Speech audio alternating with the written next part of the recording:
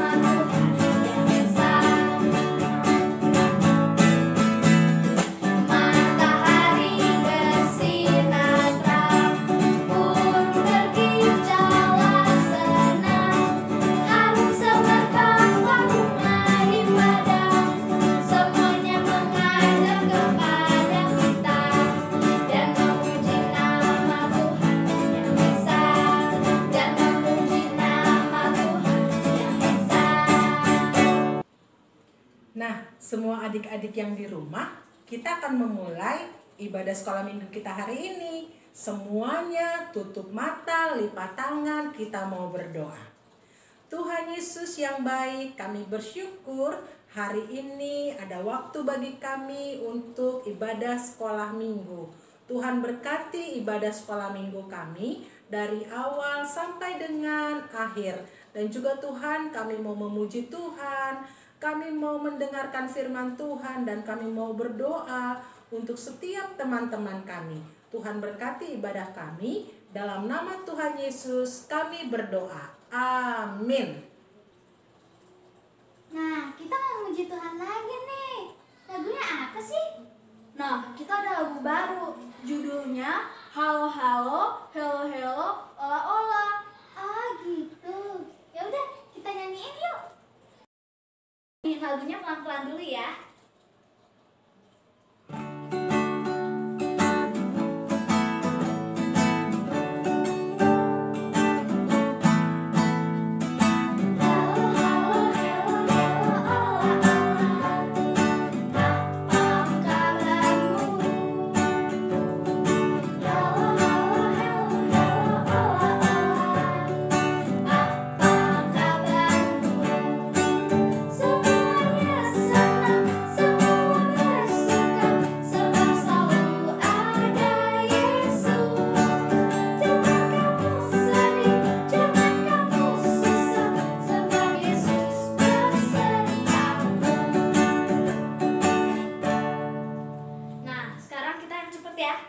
Yang biasa, oke?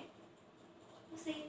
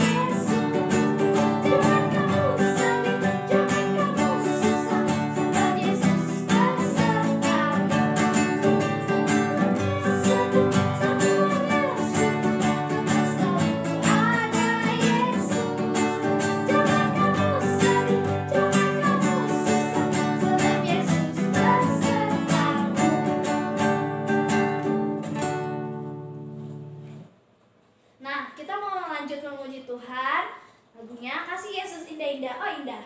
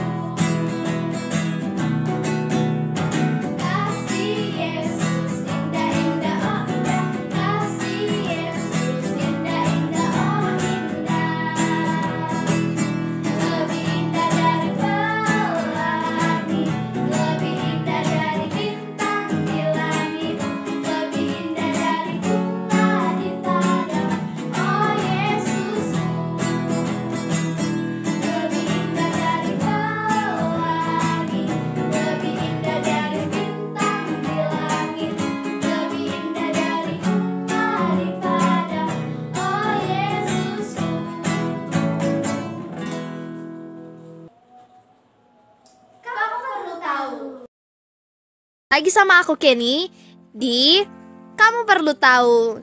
Nah, jadi kali ini kita akan membahas tentang keluarga Curie. Keluarga Curie ini adalah keluarga peraih Nobel terbanyak di dunia. Kalian tahu gak sih hadiah Nobelnya apa? Hadiah Nobel ini diciptakan oleh Alfred Nobel. Tujuannya untuk apa? Oh iya benar. Tujuannya adalah untuk memberikan penghargaan tertinggi. Ya, jadi penghargaan Nobel ini penghargaan tertinggi di dunia. Yang mendapatkan ini udah kayak wah beruntung banget dan pintar banget pasti orangnya. Yang dapat diperoleh oleh seseorang atau lembaga di bidang kimia, fisika, literatur, fisiologi, atau kedokteran, perdamaian, serta ekonomi. Dalam kurun waktu 117 tahun, sebanyak 584 penghargaan telah diberikan kepada 923 penerima. Dari jumlah tersebut, terdapat beberapa penerima yang mempunyai kisah menarik di balik kesuksesan mereka.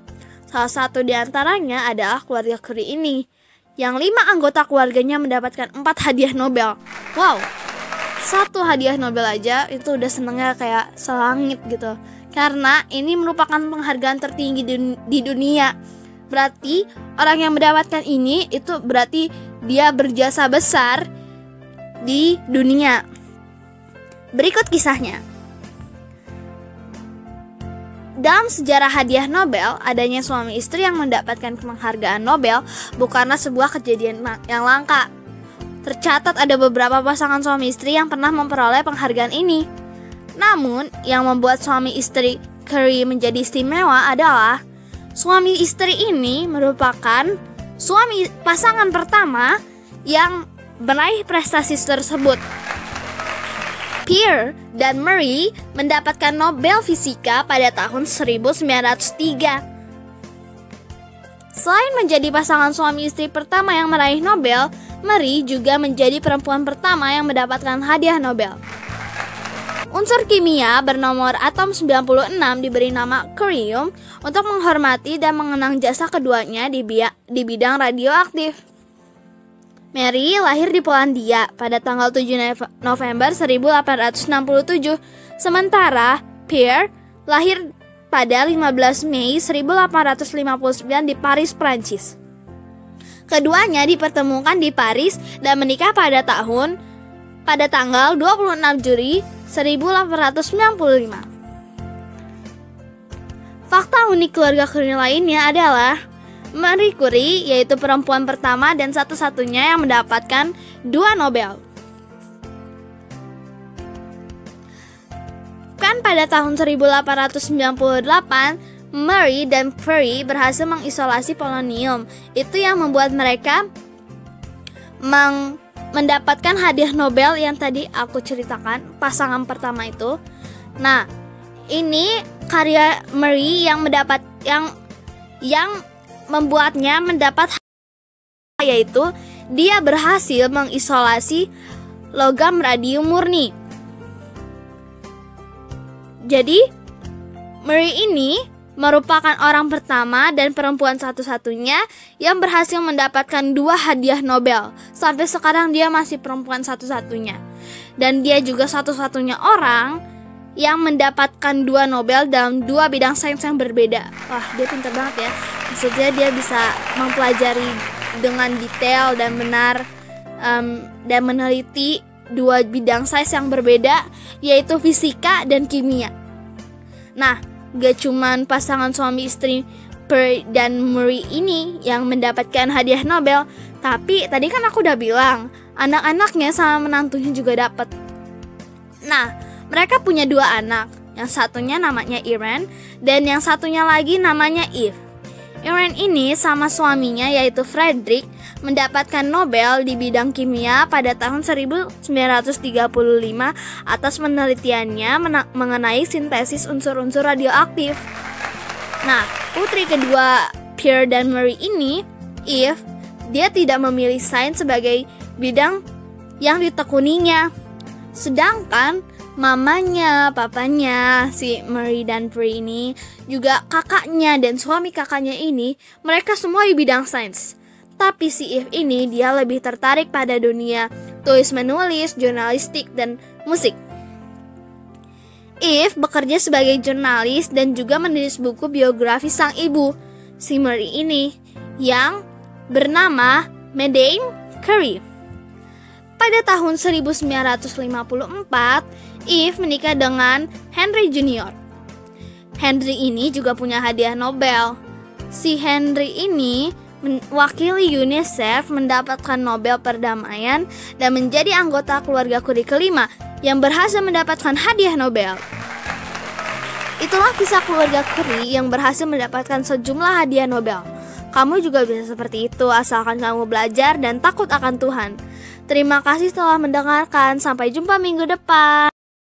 Sudah tahu kan tentang keluarga Curie?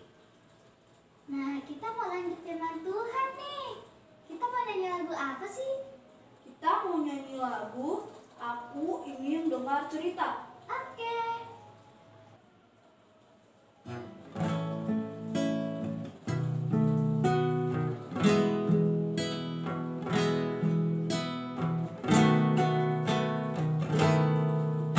Aku ingin dengar cerita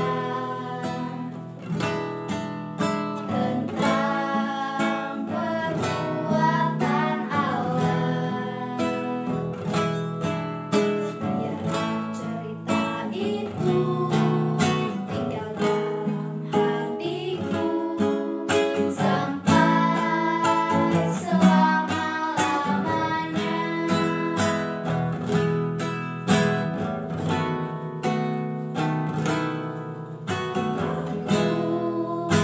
ingin dengar cerita tentang perbuatan Allah. Biarlah cerita itu tinggal dalam hatiku sampai selama-lamanya. Shalom adik-adik yang di rumah. Nah, kita mau dengar firman Tuhan di ibadah sekolah minggu hari ini. Ayo, semua siapin Alkitabnya. Terus duduk yang manis. Kita mau berdoa ya sebelum dengar firman Tuhan. Semua lipat tangan, tutup matanya, kita mau berdoa. Tuhan Yesus yang baik, saat ini waktu bagi kami untuk mendengarkan firman Tuhan. Tuhan Yesus berkati Tante Maria yang akan menyampaikan dan semua adik-adik dimanapun mereka berada dalam melihat tayangan ini. Biarlah sungguh boleh menjadi berkat bagi kami semua. Terima kasih Tuhan Yesus. Dalam nama Tuhan Yesus kami berdoa. Amin. Adik-adik, sekarang tema kita pada hari ini adalah berhasil karena Tuhan. Nah, masih ingat gak dengan cerita Paman Gober bersama dengan ketiga ponakannya, Kuak, Wik, dan Kwek? Menurut pemahaman Paman Gober dan banyak orang lainnya mengatakan kalau orang yang berhasil itu adalah orang yang kaya, orang yang banyak hartanya. Tapi berbeda dengan keberhasilan yang menurut Alkitab. Tahu gak kata berhasil itu apa? Kata berhasil adalah tercapai apa yang dicita-citakan, atau berhasil adalah tercapai apa yang diinginkan. Berhasil karena Tuhan. Pada tahun ketiga pemerintahan Yoyakim, Raja Yehuda, datanglah Nebukadnezar, Raja Babel, mengepung kota itu. Dan Tuhan menyerahkan kota itu kepada Raja Babel. Lalu raja bertitah kepada Aspenas, kepala pengawal raja, untuk membawa orang-orang Israel yang masih muda, keturunan raja, keturunan bangsawan, dan memiliki bentuk tubuh yang baik, pintar, bisa bekerja. Nanti mereka akan dipakai untuk bekerja di istana raja. Nah, di antara mereka itu ada Daniel, Hananya, Misael, dan Asaria. Mereka akan dididik belajar selama 3 tahun. Setelah itu mereka akan bekerja di istana raja. mereka juga mendapatkan makanan dari makanan raja, adik-adik. Bahkan minumnya pun dari anggur yang biasa diminum raja. Wah, enak nggak tuh? Tapi tidak bagi Daniel dan teman-temannya. Mereka berketetapan untuk tidak menajiskan atau menjadikan kotor atau mencemarkan atau mengotorkan. Arti kata dari menajiskan itu, adik-adik. Daniel dan teman-temannya berketetapan untuk tidak menajiskan dirinya dengan santapan raja dan minuman anggur dari raja. Tetapi kita lihat, setiap hari Daniel, Hananya, Misael dan Asaria memakan sayur untuk dimakan dan air untuk diminum. Wah, itu makanan sehat itu, adik-adik. Adik-adik suka makan sayur gak? Kita lihat ya selanjutnya. Selama 10 hari mereka makan dari sayuran dan air untuk diminum. Setelah itu diadakan percobaan kepada mereka yang makan dan minum dari makanan dan minuman raja. Ternyata tahu-tahu, adik-adik tahu gak? Mereka lebih gemuk, mereka lebih sehat, dan bentuk tubuh mereka pun lebih baik. Kita lihat selanjutnya. Setelah waktu yang ditetapkan, adik-adik, setelah 3 tahun, mereka dibawa menghadap raja. Didapati raja tidak ada yang setara dengan Daniel dan teman-temannya. Wah, keren banget. Mereka itu 10 kali lebih cerdas dari orang-orang berilmu dan semua orang-orang ahli pada waktu itu di seluruh kerajaan itu. Lihat, luar biasa ya, mereka 10 kali lebih cerdas loh, adik-adik. Nah, kita lihat kunci keberhasilan dari Daniel dan teman-teman adalah takut akan Tuhan. Sekarang semua yang di rumah buka Alkitabnya dari Amsal 1 ayat yang ke-7. Walaupun di layar ini sudah ada, tetapi kita lihat Amsal 1 ayat 7. Kita baca ya. Takut akan Tuhan adalah permulaan pengetahuan, tetapi orang bodoh menghina hikmat dan didikan. Takut akan Tuhan adalah permulaan pengetahuan, adik-adik. Jadi kunci keberhasilan Daniel dan teman-temannya adalah takut akan Tuhan. Semua kita pengen berhasil kan? Kuncinya adalah apa? Takut akan Tuhan. Takut akan Tuhan itu tahu nggak apa? Yaitu kita menghormati Tuhan. Kita tahu bahwa Tuhan ada bersama-sama kita. Jadi jangan supaya kita tidak main-main kalau lagi ibadah. Kita tahu bahwa Tuhan hadir dalam kehidupan kita. Kita tahu bahwa Tuhan bersama-sama kita. Nah, jadi tidak perlu main-main. Terus kita berserah penuh kepada Tuhan. Nah, kita lihat selanjutnya nih adik-adik. Ada sikap-sikap yang baik dan ada juga yang tidak baik. Nah, kalau lagi belajar, apalagi sekarang kan belajarnya online nih. Ada belajarnya online, bangunnya siang aja, nggak usah bangun, atau perlu nggak usah belajar, nggak usah belajar di rumah aja, main game aja terus-terus. Itu membuat kita pintar nggak? Enggak, adik-adik. Nah, kita lihat ada hal-hal yang baik, ada hal-hal yang buruk. Tapi kita lihat kalau kita pengen berhasil, lihat selanjutnya kita harus punya semangat untuk belajar. Selain itu apalagi? Kita harus rajin berdoa. Terus yang lain lagi, kita memiliki cita-cita. Kita pengen jadi apa? Kita pengen jadi dokter, kita pengen jadi guru, kita mau jadi YouTuber mungkin, kita mau jadi vlogger, kita mau jadi apa? Jadi cita-cita itu membuat kita semangat belajar.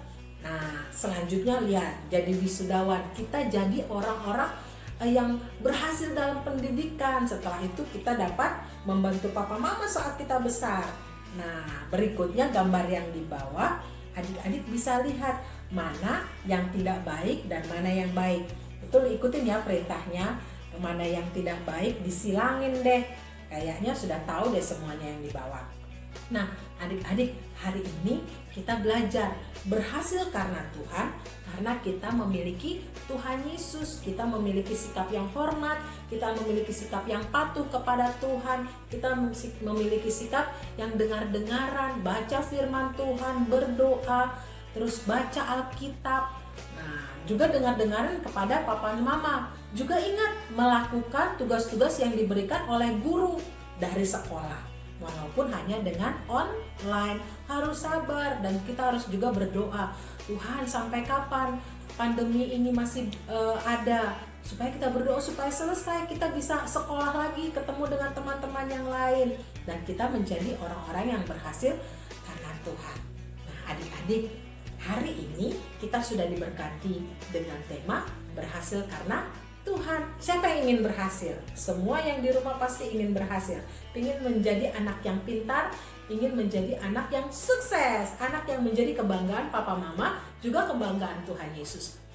Mari kita sungguh-sungguh hidup dalam Tuhan, takut akan Tuhan. Semuanya kita lipat tangan, tutup matanya, kita berdoa.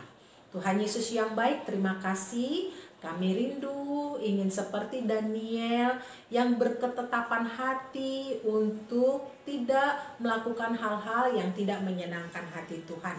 Kami mau menjadi anak yang taat, kami mau menjadi anak yang dengar-dengaran, baik dengar-dengaran kepada Tuhan maupun kepada orang tua kami dan juga kepada guru kami. Kami mau mendengar nasihat-nasihat orang yang lebih tua kepada kami, untuk kami menjadi anak-anak yang lebih baik. Tuhan Yesus memberkati kami semua. Kami rindu, kami dapat mengasihi Tuhan sungguh-sungguh, melakukan apa yang Tuhan perintahkan dalam hidup kami. Tuhan berkati semua anak-anak yang sedang mendengar dan melihat tayangan ini. Dan kami rindu semua anak-anak pada masa depan mereka menjadi anak-anak yang berhasil karena Tuhan Yesus menyertai mereka.